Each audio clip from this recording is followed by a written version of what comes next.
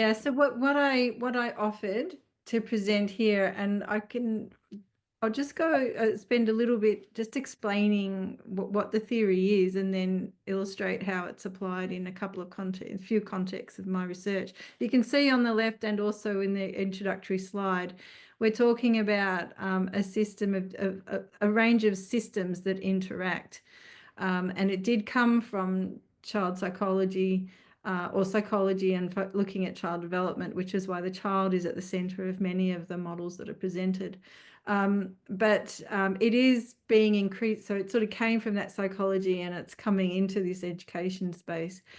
So the reason I've liked it myself is that it allows you to look at that immediate context of the individual and how they're interacting with the various in the various contexts or settings that they're in, but also looking at how that interacts with the larger systems, the ones that are that stand outside or are at a distance from the individual, but it also enables you to look at those values that are within the system. And as Anthony indicated, it gives, some of the models include that chrono system on the outer as an additional to look at changes over time. So just generally then, it describes that complex and interrelated relationships and dependencies between, and I'd say within systems as well. And this is another model that you'll come across. And what I like about this one is that the various microsystems are sort of quite clear within this type of modeling. And the interaction between those different microsystems that the child is in occurs within that mesosystem space. But just beginning with the first project, which is our ARC, looking at shifting the culture of out-of-field professional education for teachers, that is looking at how out-of-field teachers, how we can provide them pathways for becoming in-field, basically, and what that professional education ecosystem needs to look like in order to be able to do that.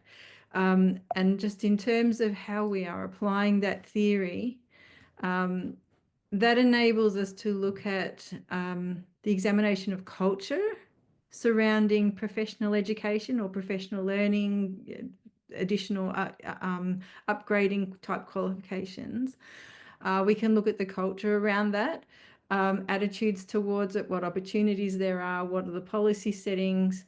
It also enables us to look at those enduring forms of interaction that can lead to teacher capacity building, but also in doing it, we're representing the varying perspectives around professional education. And you can see on the right the different parts of that professional education ecosystem, right from initial teacher education, research communities involving universities, providers of professional education, subject associations are an important part of that provider.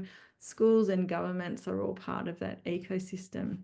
So looking at how we're aligning, I wanted to get to this so you could sort of see what we're sort of talking about in terms of the different systems. You've got your out-of-field teaching teacher in the middle, and then you have the various microsystems that they interact within. So they're the immediate relationships that are affecting the individual out-of-field teacher. Then you've got your mesosystem, which is your relationships and processes between the different microsystems. What's the relationship and impact between an out-of-field teacher's immediate relationships and the external relationships? So sort of within this mesosystem, we're saying that they are mediating access to some extent of what's occurring in the exosystem. And the exosystem is where we are placing the external formal professional learning opportunities. And then your macro system is those cultural values and beliefs relating to quality teaching and learning and specialization. And then your chrono system is your changes in policies, particularly at the moment, the pressure from teacher workforce challenges. So that's how we are sort of applying that structure. And through an analysis of a range of documents, we came up with an analytical framework, and then we put that analytical framework into the systems. And you don't see the detail, but the detail doesn't matter. Really, what I just wanted to show was how we use this framework to understand the different areas that I guess were that are part of that ecosystem. And then we looked at it in terms of how they apply to the different subjects. We're looking at 4 different subjects in our ARC. And just from the scribbles and changes, you can see that within different settings or contexts, that ecosystem looks quite different. It changes because of the prevalence of certain pressures, certain people or stakeholder groups, the availability and funding coming from government to support out-of-field teachers within different contexts, for example. So there's a lot of money at the moment for science and maths, but pretty much nothing for geography and English to support teacher learning within out-of-field space. And then we were looking at, we're looking at pathways, right? So we're looking at, we created this Y model where we identify 3 different pathways to becoming in field. One is initial teacher education, one's the workplace and what's the learning within schools, and then this professional education that's quite separate to what occurs in schools to some extent. So if we look at the initial teacher education, there are a number of factors, and I'm going to go through this quite quickly because there's some other things I want to sort of introduce, but just to look at how the ideas of the model, the ecosystem model, can be sort of translated into this particular context. So here we've got various parts of the immediate environment of the teachers, but also the policies that are influencing what's happening at initial teacher education. And then the green on the outside are those attitudes and values that are informing that, particularly attitudes around specialisation, changes within the context of the way that the language that's used and the critique of initial teacher education, for example, within the media. And then in schools, the workplace learning is where you'd see a lot of teachers are learning on the job. And there's a lot of ideas around that that are informing it. For example, access within rural regional areas to teachers to actually have people to learn from, the cultures of support that are developed within the school, and the varying tolerance of assigning teachers to teach out of field. They're all different attitudes that inform the type of supports that are available within the schools. So those support practices that a teacher might have opportunities to engage in. And then you've got your professional development or professional education arm, which is in particularly looking at the relationship between government funding, partnerships occurring across the ecosystem, universities, associations and governments, for example, and then the important role that subject associations play, particularly in providing those solutions for professional education. And obviously quite a lot of attitudes there in relation to it, which I won't go into, but probably what I find most interesting here is the mediating effect of the mediation that occurs. So teacher attitudes, agency to be able to actually access the professional development, how accessible programs are they even available? So a lot of those things are really occurring within that meso system. So that's the first project that I wanted to sort of share with you. The second one is also around out-of-field teaching, but I did this with Julie Lynch. And if anyone knows Julie Lynch's research, she loves the idea of agency. And so I let her play with this idea of agency within this, not that I let her, but we worked with the Bronfenbrenner idea but in relation to teacher agency and how you support teachers within rural regional spaces in particular to become much more agentic in their practice. And we focused specifically in this analysis. This was a presentation that we did actually for China and UNESCO. So this is we've got a YouTube video that speaks to this. But we looked at both the micro, exo, and the meso system and how it provides access. So we looked at different settings in this context. The teacher is the focus here rather than the broad system like in the previous project.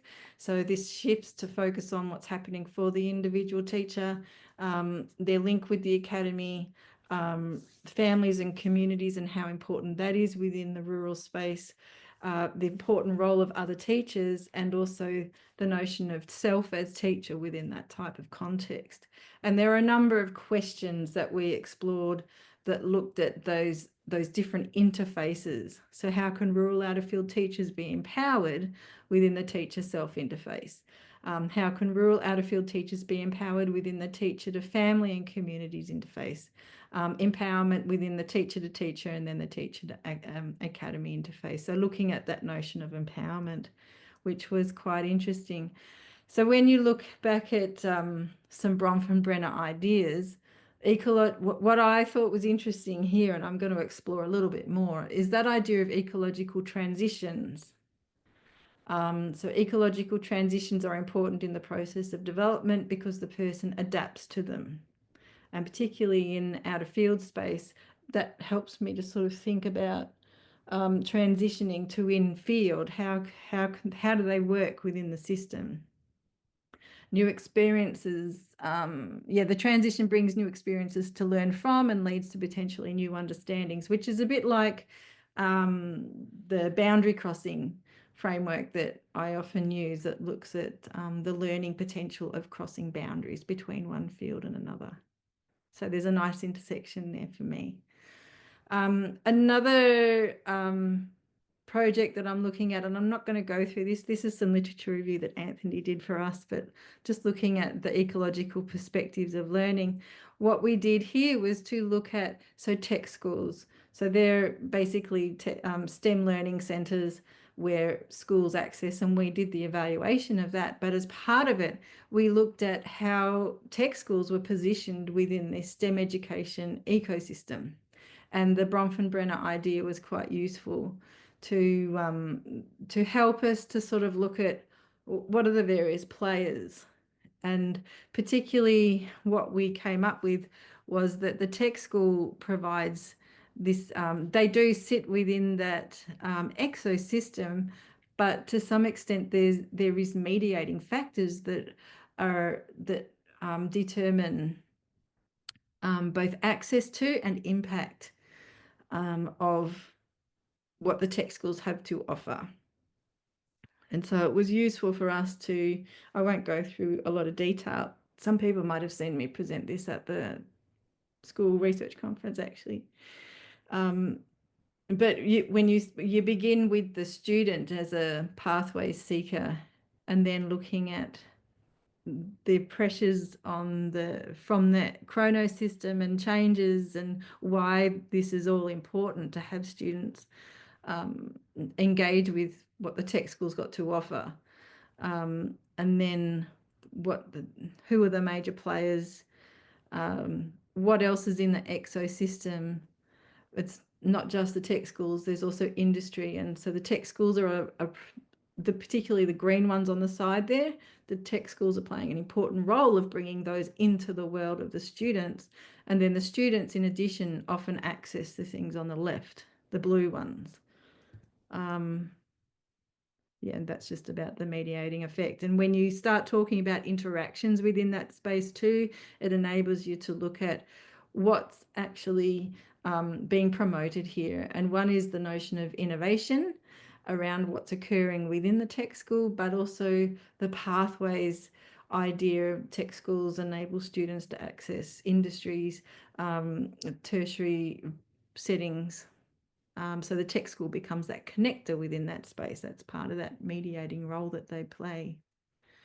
the last one that I wanted to bring, and it's very brief, sorry, is the comes from our Girls project, where we're looking at the girls as leaders in STEM. We provide opportunities for girls to engage with problem solving.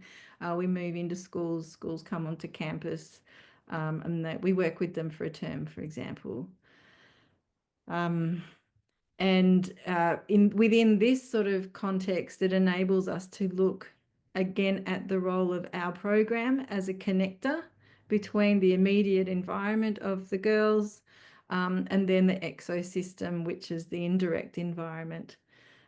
So again, the role of a mediator like the girls program, providing those connections, similar to the tech school doing that. So just to conclude then, these are the big ideas, I think, that come out in those different projects in different ways. One around the interactions and connections that can arise within different contexts. Also, it enables you to look at the different systems, and they each give you different information, brings it all into the frame. Also, the changing role of, or the changing role of settings or contexts, and I'm exploring that a little bit more. The notion of transition and development change over time. For example, we could do that within the girls, and then moving towards that focus of enablement, empowerment, and agency that the work with Julie and I were able to sort of toy with. So yeah, that's it really. There's quite a lot there that I went through, but to me it shows the flexibility of the theory, and you can adjust it to the problem, and enables you to also focus on different parts of the ecosystem model depending on what's important for the particular problem that you're exploring. So yeah, so thank you.